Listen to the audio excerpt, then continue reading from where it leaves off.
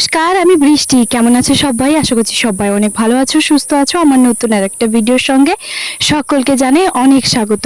আগের দিন তোমরা তো সবাই জানো আমরা কিন্তু বাড়ি এসেছি, আর আজকে কিন্তু হচ্ছে তোমার মঙ্গলবার।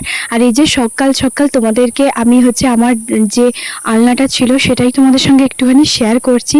কারণ এই আলনাটা আমার বিয়ের সময় বাবার বাড়ি থেকে এসছিল। তবে এটা স্টিলের, যেহেতু ভুলবশত আমি এটা নিজেই দোকান থেকে কিনেছিলাম, ভেবেছিলাম যে স্টিলের এই জিনিসটা হয়তো ভালো হবে, কিন্তু বিশ্বাস করবে না এটা যে এতটা খারাপ পড়বে সত্যি বুঝতে পারিনি। তো যাই হোক, এটা কিন্তু ভেঙে গেছে। তো তার কারণে আজকে বাবা কিন্তু সকাল 7টা 7:30টার সময় আমাদের বাড়িতে আসছে। কেন আসছে, কিসের জন্য আসছে, জন্য আজকের পুরো ভিডিওটা দেখতে থাকো। আশা করছি নিশ্চয়ই ভালো লাগবে। ঘুম থেকে উঠেছি আমি, কিন্তু ব্রাশ টাশ কিছুই করিনি, শুধুমাত্র মুখটা ধুয়েছি। আমি যখন ঘুমিয়েছিলাম বাবা কিন্তু তখন কল করে বললো যে আমি আসছি, তুমি সকালবেলা একটুখানি বেরিয়ে পড়ো, তোমার জন্য একটা সারপ্রাইজ আছে। তো কি সারপ্রাইজ, এই যে দেখতেই পাচ্ছ আমার বাড়ির সামনে কিন্তু আজকে একটুখানি ওই মাটি এইসব হচ্ছে তোমার পড়ছে। আর এই যে রিক্সা তপন কাকুকে নিয়ে হচ্ছে তোমার চলে এসেছে বাবা। তো এই হচ্ছে আমার নতুন কাঠের আলনা। এটাই কিন্তু আমার কাছে বিশাল বড় একটা সারপ্রাইজ, কারণ বাবা সত্যি কথা বলতে আমাকে দেবে যে এটা আমি একদমই জানতাম না। তো কালকে আমি একটুখানি ইঙ্গিতে বুঝতে পারছিলাম যে কালকে তোমার পুরনো ফার্নিচার মানে চলে আসবে আর নতুন ফার্নিচার একটা আসবে। তো তার কারণে ও কিন্তু ঘুম থেকে উঠে পড়েছে, রেডি সেডি হয়ে গেছে, এখন যাবে একটুখানি মার্কেটে। কালকেই হচ্ছে জামাই ষষ্ঠী, বুঝতেই পারছো।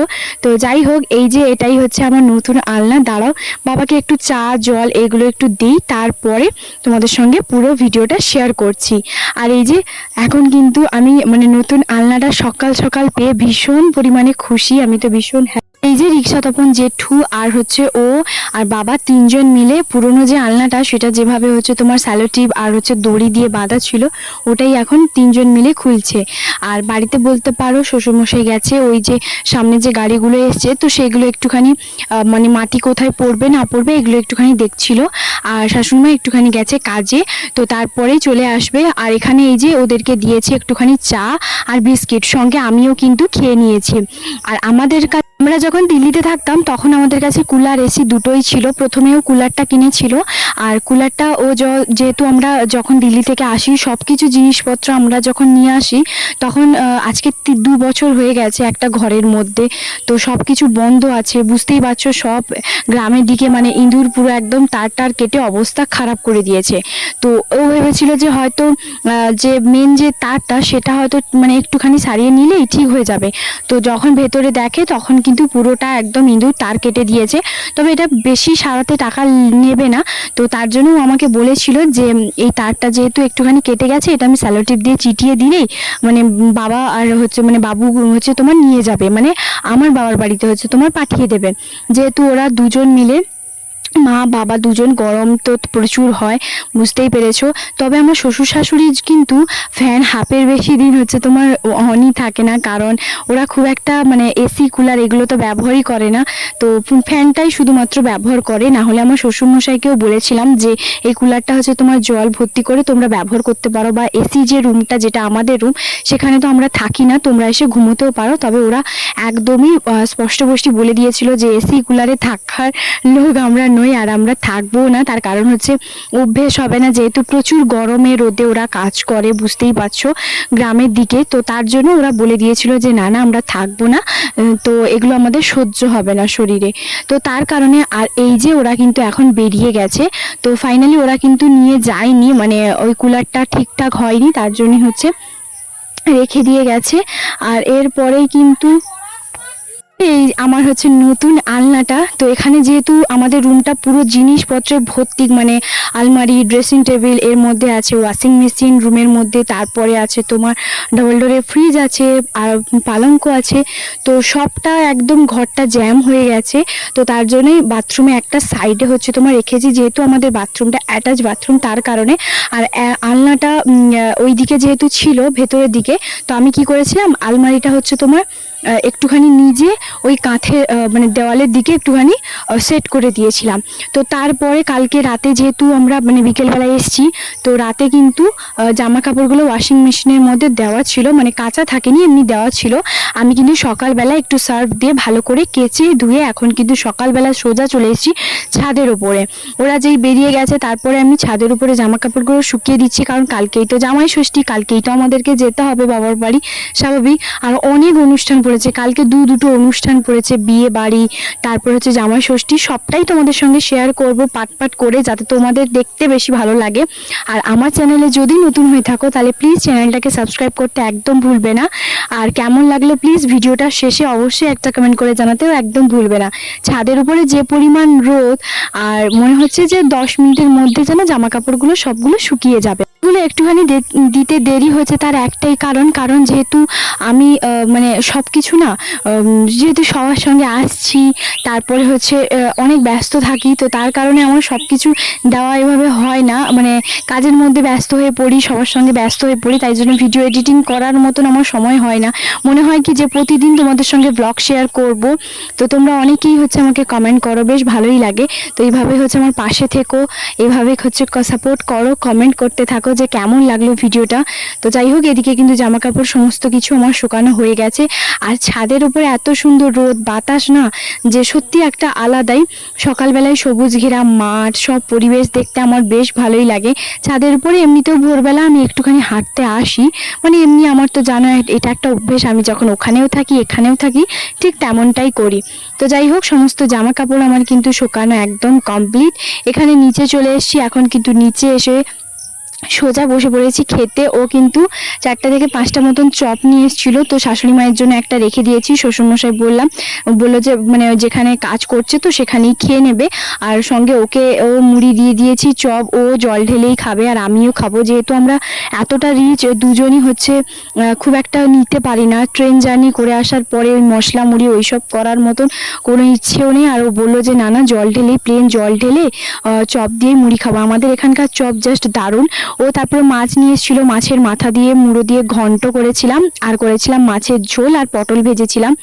করবে না, আমি যখন ওখানে ছিলাম আমি ওকে এটাই বলেছিলাম, আমি তো এখানে একটাও তাল শাঁস খেলাম না, বা এখানে পাওয়াই যায় না, তো বাড়ি গেলে অবশ্যই আমার বাবা জামাই ষষ্ঠীর সময় নিয়ে আসবে, আমি তখনই খাবো। তো তার জন্য ও কথাটা শুনেছিল। আর এই যে ও তারপরেই কিন্তু মানে বাজারে গেছিলো, আর বাজার থেকে মাছ এইসব যখন নিয়ে এসেছিলো তখন কিন্তু এই তাল শাঁসটাও নিয়ে এসছে। তো এই যে এখানে দেখতেই পাচ্ছ। তারপরে শাশুড়ি মা আর হচ্ছে তোমার ও সঙ্গে গেছিলো একটুখানি মার্কেটে, তো ওই ব্যাংকের কিছু কাজ ছিল ওইগুলোই। তো তখন ওকে বলেছিলাম যে একটা স্প্রাইট নিয়ে আসো, ভীষণ গরম তার কারণে। তো এই যে শাশুড়ি মাকে তারপরে দিয়ে দিয়েছি, যেহেতু এরা এইমাত্র গরম থেকে এক্ষুনি এলো। রান্নাবান্না ওদিকে আমার প্রায় সমস্ত কিছু কমপ্লিট হয়ে গেছে। এখানে কিন্তু দিয়ে দিয়েছে শাশুড়িমাকে হচ্ছে তোমার স্প্রাইট, আর সঙ্গে ওকেও কিন্তু দিয়ে দিয়েছি, আমিও এক গ্লাস খাচ্ছি। তো তারপরে এখন কিন্তু সোজা সন্ধেবেলা। তো সন্ধেবেলা এখন যেহেতু আমরা কালকে জামাই ষষ্ঠীর জন্য যাব, তাই ওকে আমি বললাম যে একটুখানি চিকেন নিয়ে আসো। তো শ্বশুরমশাই আর শাশুড়ি মায়ের জন্য চিকেনটা রান্না করব, মানে আমার 4 জনের জন্য। আমাদের বাড়িতে খুব একটা বেশি সেরকম চিকেন হয় না, যখনই কোনো আত্মীয় বন্ধুবাস যখন আসে তখনই ঠিক চিকেনটা হয়, না হলে কিন্তু হয় না, মানে ওনারা খান না। তো যে মাঝে মধ্যে দুজনের জন্য একটুখানি চিকেন নিয়ে আসবে সেরকমটা ওরা করে না, একটু বেশি শাক সবজি এইসবই খায়। তো তার কারণে তো আমি বললাম যে আমরা যেহেতু কালকে চলে যাব, তাহলে একটা কাজ করো, চিকেন নিয়ে চলে আসো, আমি চিকেনটা হচ্ছে বানাবো, আর হচ্ছে তোমার ভাত। আর সেরকম কোনো কিছুই হচ্ছে রান্না করব না, আদা রসুন পেঁয়াজ এগুলো সমস্ত কিছু বেটে কেটে কুটে রেখে দিয়েছি। চিকেনটা ম্যারিনেট বলতে পারো, সেরকম কোনো কিছুই করিনি। তো শুধুমাত্র হচ্ছে তোমার চিকেনটাকে ভালো করে ধুয়ে নিয়ে নিয়েছি, আর সানরাইসের গরম মশলাটা সেটাও, মানে লাল লঙ্কার যে গুঁড়োটা সেটাও নিয়ে আসতে বলেছিলাম, কারণ এগুলো আমাদের বাড়িতে খুব একটা থাকেই না, যেহেতু শুধুমাত্র এগুলো আমিই ব্যবহার করি। আর এখানে বেশ সুন্দর কালারটাও যেমন এসছে, আর খেতেও কিন্তু তেমনি সুন্দর হয়েছে। তো আর হচ্ছে রান্নাটা আমার এদিকে পুরো কমপ্লিট। একটুখানি ঝোলটা কম রেখেছি, কারণ যেহেতু ভাতের সঙ্গে খাবো, আর কষা কষাটা একটু বেশি পছন্দ করে সবাই, মানে খুব একটা বেশি ঝোল পছন্দ করে না শাশুড়ি মাকে ছাড়া। তো যাই হোক, এদিকে কিন্তু আমার রান্না কমপ্লিট। এবারে শুধুমাত্র একটুখানি নুনটা দিয়ে দেখে নেব যে নুন মিষ্টি, মানে নুনটা ঠিক আছে কিনা।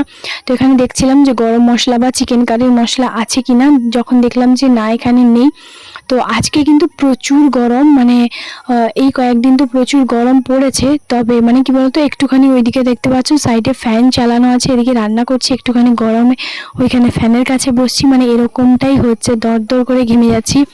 এখন বাজে হচ্ছে তোমার 8:30, 8:30টার সময় আমার রান্না কমপ্লিট, ভাতটাও ওদিকে আমার হয়ে গেছে, কারণ বাড়ির সবাই 9:30টার মধ্যে খাওয়া দাওয়াটা করতে বসে, তার কারণে।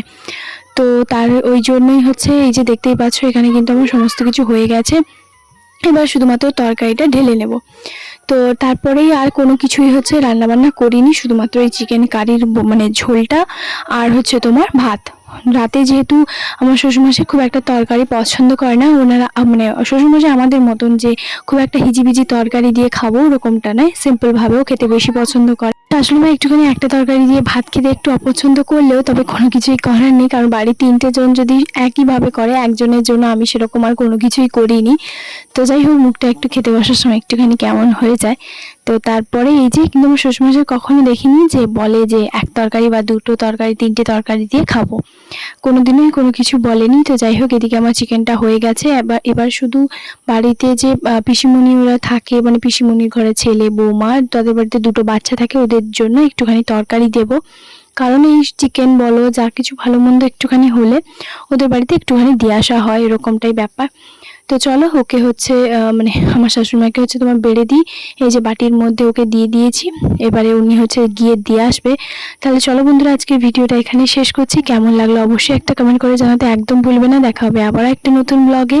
যদি আমার চ্যানেলে নতুন হয়ে থাকো তাহলে প্লিজ চ্যানেলটাকে সাবস্ক্রাইব করতে ভুলবে না। সবাইকে টাটা, গুড নাইট।